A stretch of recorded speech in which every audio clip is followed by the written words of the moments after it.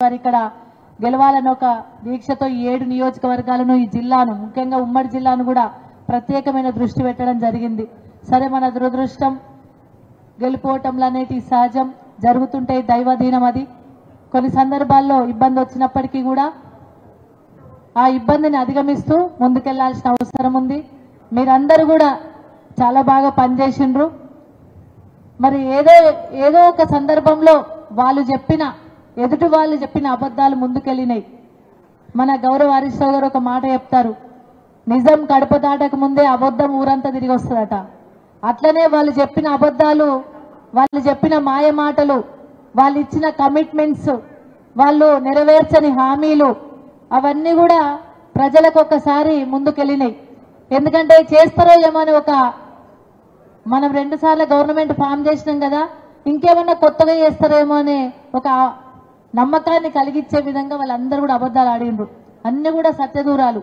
వాళ్ళు చెప్పిన హామీ ఒక్కటి కూడా నెరవేర్చే పరిస్థితులు లేరు. మరి అవి ప్రజలకు వెళ్ళి నమ్మి మరి ఓటేయడం జరిగింది. 2 నెలల్లోనే దాని యొక్క రిజల్ట్ కూడా వచ్చింది. ప్రజలందరూ కూడా మెదక్ నియోజకవర్గం కావచ్చు, తెలంగాణ యావత్తు కూడా గౌరవ కేసీఆర్ గారు ఉన్నప్పుడే తెలంగాణ రాష్ట్రం ముందుకెళ్లేది. అట్లాంటిది ఇప్పుడు మళ్ళా వెనుకంజ వేస్తున్నామని ఒక భయం కూడా ప్రజల్లో చోటు చేసుకుంది. కాబట్టి మరి ఆ భయం పోగొట్టాలి, మేమున్నామనే భరోసా ఇవ్వాలి. మనందరం కూడా మళ్ళా ప్రజల కోసం పనిచేయాలి. ఎవరైతే అడ్డగోలు హామీలిచ్చి ఇష్టమున్న రీతిలో హామీలిచ్చి ప్రజలు మోసపుచ్చిండ్రో మరి ఆ ప్రజలకు ఇచ్చిన హామీలు నెరవేర్చకపోతే మనందరం కూడా మళ్ళీ కూడా ఉద్యమం చేయాల్సిన అవసరం ఉంది, మళ్ళీ రోడెక్కాల్సిన అవసరం ఉంది. ఇప్పటికే నాకు చాలా సందర్భాల్లో ఫోన్లు వస్తా ఉన్నాయి, అక్క మాకు రైతు బంధు వల్లే కేసీఆర్ సార్ ఉన్నప్పుడు ఇట్లా టింగ్ అని మాకు మెసేజ్ వస్తుండే, ఒకటేసారి మా అందరికి రైతు బంధు పడిపోతుండే, రైతు బంధు వాళ్ళని పరిస్థితి వస్తూ ఉంది. కాబట్టి మాకు ఒక భయం అనేది చోటు చేసుకుంది. రేపు ఏ హామీ కూడా నెరవేర్చకుండా ఇబ్బంది పెడతారేమో, మేము మిమ్మల్ని నమ్ముకొని ఉన్నాం, బీఆర్ఎస్ పార్టీని నమ్ముకొని ఉన్నాం, మాకు భరోసా ఇవ్వాలనేది మరి ప్రజల దగ్గరికి వెళ్ళి మరి కొంతమంది న్యూట్రల్ పర్సన్స్ దగ్గరికి వెళ్ళి కూడా మనకు వస్తూ ఉంది. తప్పకుండా వాళ్ళ సైడ్ నిలబడదాం, ప్రజల పక్షాన్ని నిలబడదాం. ఎందుకంటే మనకు ప్రజలే అధిష్టానం అనుకున్నాం, ప్రజల ఆశీర్వాదమే మనకు గొప్ప అనుకొని ముందుకెళ్ళినాం. ప్రజలు ఒకసారి మనల్ని మరి ఈ విధంగా ఉండమని ఆదేశిస్తే ఆ విధంగానే ఉందాం.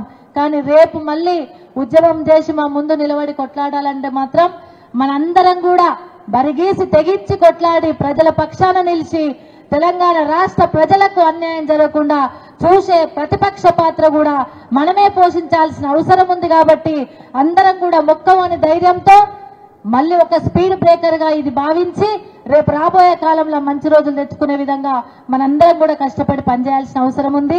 అందుకే మరి సమావేశాల్ని మనం ఘనంగా జరుపుకొని రేపు రాబోయే ఎన్నికల్లో మన మెదక్ నియోజకవర్గ సత్తా కూడా చాటాల్సిన అవసరం ఉంది. మరి కాబట్టి మీరు అందరూ కూడా ఈ మీటింగ్ ద్వారా మనకు పెద్దలు అనేక ఆదేశాలు ఇస్తారు, అనేక సూచనలు చేస్తారు, అదే రకంగా మరి మనకు భరోసా ఇస్తారు. అవన్నీ కూడా తీసుకొని రేపు రాబోయే కాలంలో మరి మంచిగా ముందుకెళ్లాలని చెప్పి తెలియజేసుకుంటూ మళ్ళీ ఇప్పుడు మాట్లాడే వాళ్ళు ఇప్పుడు పెద్దలు జగపతి గారు మాట్లాడాల్సిందిగా కోరుతాం. మన ప్రియతమ నాయకురాలు, సభ అధ్యక్షురాలు, గౌరవ మాజీ శాసనసభ్యురాలు, మనం కొంచెం దురదృష్టం అనుకోండి, ఏదైనా కానీ మళ్ళా మన మంచికే. మరి నా ఆత్మీయుడు గౌరవ మాజీ మంత్రివర్యులు హరీష్ రావు గారు, దేవేందర్ అన్న గారు, మున్సిపల్ చైర్మన్ చంద్రపాల్ అన్న గారు, తిరుపతి అన్న గారు, ఎంపీపీలు, సోదరులందరూ, కౌన్సిలర్లు, జడ్పీటీసీలు, పిఏసీహెచ్ చైర్మన్లు, సర్పంచులు, ఎంపీటీసీలు, మన కుటుంబ సభ్యులందరికీ కూడా పేరున నమస్కారాలు. ప్రియతమ పత్రికా సోదరులకు కూడా నా సుమాంజలి. మరి ఇప్పుడు ఎవరి మీద ఎవరము ఆరోపణలు చేసుకునే సందర్భం కాదు. మనకి ఇమీడియట్గా పార్లమెంట్ వచ్చింది. ఇప్పుడే మనం మేడం గారు చెప్పిండ్రు, మరి కొన్ని ఎవరి పొరపాట్లు, నీ పొరపాటు, నా పొరపాటు, అది వచ్చినాడేమో కేసీఆర్ గారు చేసిండ్రని చెప్తారు కానీ రానాడు కేసీఆర్కి ఇట్లా చేసేది ఉండే గట్ట చేసేది ఉండే మరి ఆయనలో మరి అట్లా ఎవరు మాట్లాడలేరు. సరే ఇలా భ్రమపడ్డాము. వాళ్ళు ఇచ్చిన 6 సూత్రాలు అంటే ఇంచుమించు 13 కార్యక్రమాలు చేయాలి. ఈ జీవితంలో కూడా కాదు కదా, మళ్ళీ జన్మలో కూడా వాళ్ళు చేయలేరు. అది కొంచెం మనం ఓపిక పడదాం. కానీ ఇప్పుడు మనకు గుదిబండలాగా పార్లమెంట్ ఎన్నికలు వచ్చినాయి కాబట్టి దయచేసి ఒక్కసారి మనం మననం చేసుకోవాలి. మనం ఏ విధంగా 2014 కంటే ముందు మనం ఏ విధంగా ఉంటుంది, మన రైతుల పరిస్థితి ఏ విధంగా ఉండే అన్నీ కూడా మీకు తెలిసిన విషయాలే. కొత్తగా ఇల్లేంలో చాలా మంది రైతులు కూడా ఉన్నారు. మరి రైతులకు అన్ని తెలిసినవే. ఆడ ఫర్టిలైజర్ కాడపోతే చెప్పుల లైన్ కానీ, మరి ట్రాన్స్ఫారాలు వేలిపోవడం కానీ, మోటార్లు కాలిపోవడం కానీ, ఎవరు తీసుకునే దిక్కు లేదు. మన ధాన్యాన్ని అనేక రకాలుగా అనుభవించినాం. ఎవ్వడు కూడా రైతు విషయంలో పట్టించుకోలేదు. ఎవడు కూడా రైతు బంధు ఇయ్యలేదు. ఏదో చనిపోతే ఒక 50,000 ఇస్తుంది. అది ఎట్లా అంటే పంచనామా, పోస్ట్ మార్టం, మన్ను మచడం, పాము గరిచిందా, కరెంటు తగిలిందా, అవన్నీ పెద్ద కథ. పోతే 30,000 వాళ్ళ పైరై పోతే 20,000 ఇచ్చేది. ఇలా టెన్షన్గా 5 లక్షలు ఇచ్చినాం. అందరి మనసులలో ఉన్నది. సార్ వాళ్ళు పెట్టిన భ్రమలకు వీళ్ళు గింత చేస్తారు కదా, ఇంకా ఎక్కువ చేస్తారేమో అనే కొంత భ్రమతో జరిగింది. కానీ మన మీద మాత్రము జరిగేది లేకుండే 6 నిమిషాలు కృషి చేసిన పద్మమ్మ గారిని మనం మర్చిపోకూడదు. ఏ పొద్దున లేచిన వద్దుగా రాత్రి దానిక 12 గంటల దానిక ఆమెనే కాకుండా ఇక్కడ దేవేందర్ అన్న కూడా లోకల్గా ఎంత అభివృద్ధి పోయిందంటే ఇలా మెదక్లా ఒక్కొక్కసారి దుఃఖం వచ్చే పరిస్థితి ఉంది. ఏదో అటో ఇటో మంత్రి గారు చేసుట్లా మనకింత మెడికల్ కాలేజ్ అటో ఇటో అయింది. కానీ ఇలా రింగ్ రోడ్ బాయే, 50 కోట్లు బాయే, 20 కోట్ల పరిస్థితి ఏందో తెలియదు. అనేక రకాల ఫండ్స్ మనకు దరిదాపులు దాటి వెళ్ళిపోయినాయి. వాళ్ళకి అవగాహన లేదు. ఏ గ్రామం పరిస్థితి ఏందో తెలియదు, ఇరిగేషన్ అంటే ఏందో తెలియదు, R&B పరిస్థితులు ఏంటి, పంచాయతీరాజ్ రూరల్ డెవలప్మెంట్ ఏంటి, ఏ పరిస్థితులు తెలియదు. అది చేసేస్తాం, ఇది చేస్తాం, ఎవరికి ఎవడు ఏం మాట్లాడుతుండో, ఏ మంత్రి ఏం మాట్లాడుతుండో అదంతా మనకు అసందర్భం. కానీ కాలమే నిర్ణయిస్తుంది. కేసీఆర్ ప్రభుత్వం ఏం చేసింది, వీళ్ళు వచ్చి ఏం చేస్తారనేది ఒక్కసారి బేరీ చేసుకుందాం. దయచేసి మన మీద మనం విమర్శలు చేసుకోవద్దు. ఆమె తప్పు చేసింది, వీడు తప్పు చేసిండు, వాడు తప్పు చేసిండు కాదు. మన అందరి దురదృష్టం అనుకుందాం. మన ఓటమి మన గెలుపుకే సోపానం.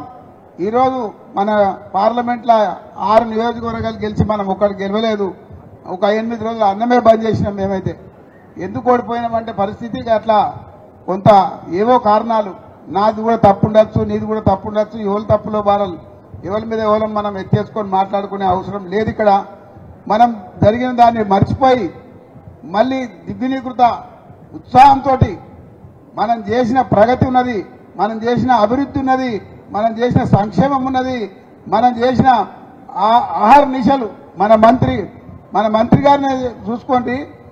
ఇక్కడ జైరాబాద్ ఆడ కనబడుతుండే, ఏ నేలకల్లో ఎక్కడో కనబడి, అక్కడ నారాయణఖేడు ఎక్కడో కంకిల మండూరులో కనబడి, అప్పుడే చిన్న కొడల్లో కనబడుతుండే, అప్పుడే నంగనూరులో కనబడుతుండే, ఇక్కడ అప్పుడే గజ్వేల్లో కనబడుతుండే.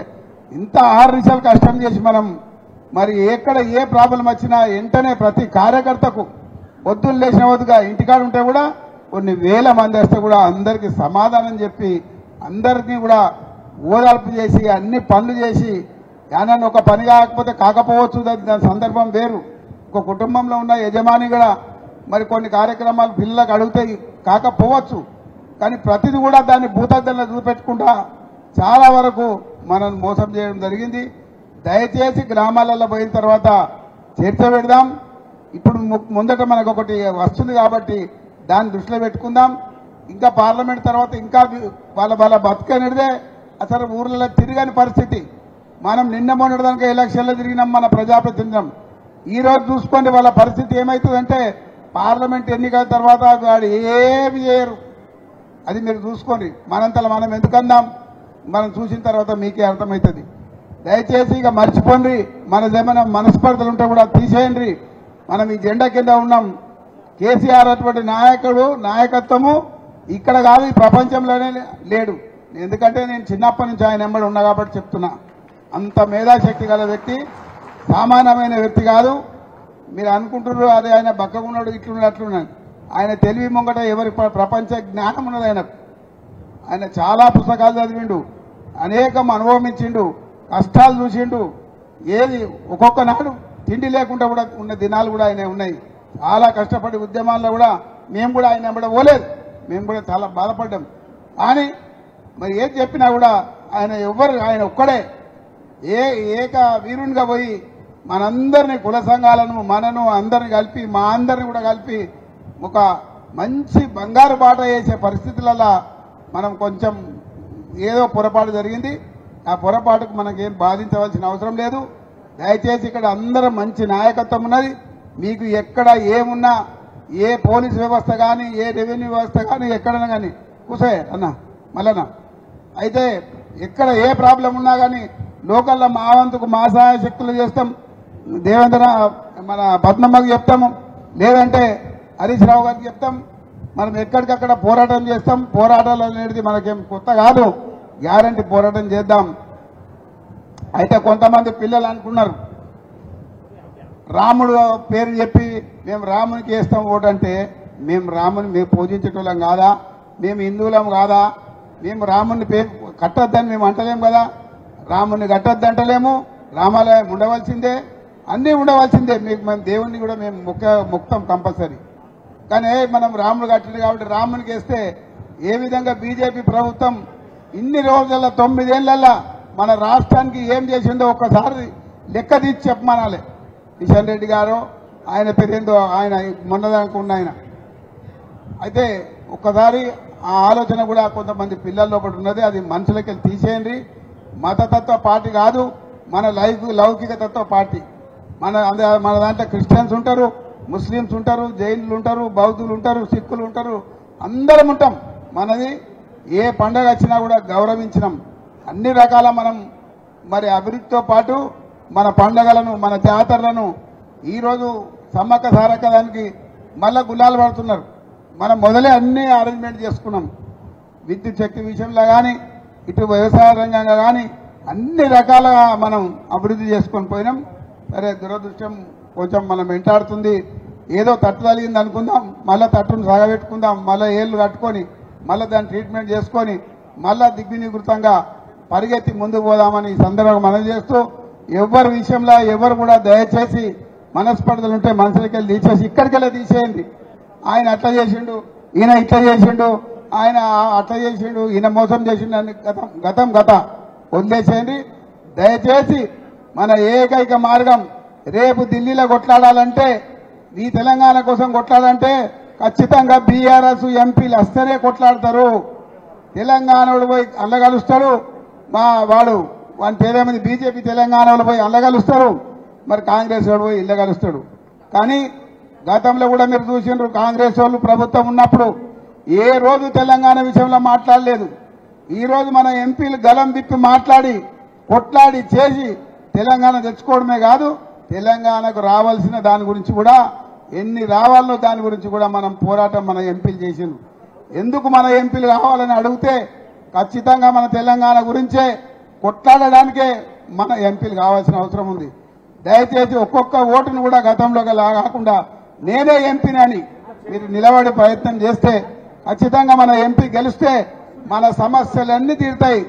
మన కేంద్ర ప్రభుత్వంతో ఏ కేంద్ర ప్రభుత్వం ఎవడొచ్చినా ఖచ్చితంగా మన ఎంపీలు కొట్లాడి మన ఏవేవి ఉన్నాయో అన్ని కూడా తీసుకొచ్చి మళ్ళీ వచ్చే ఎన్నికల లోపటి వరకు మనం సాధిస్తామని ఈ సందర్భంగా మనవి చేస్తూ మీ అందరికీ మనసా వాచా కోరుకుంటూ మరి దయచేసి మనం విజయం దిక్కుడు మొగ్గాలని మీ అందరూ కూడా మనస్ఫూర్తిగా కోరుతూ సెలవు తీసుకుంటాను. జై తెలంగాణ, జై కేసీఆర్.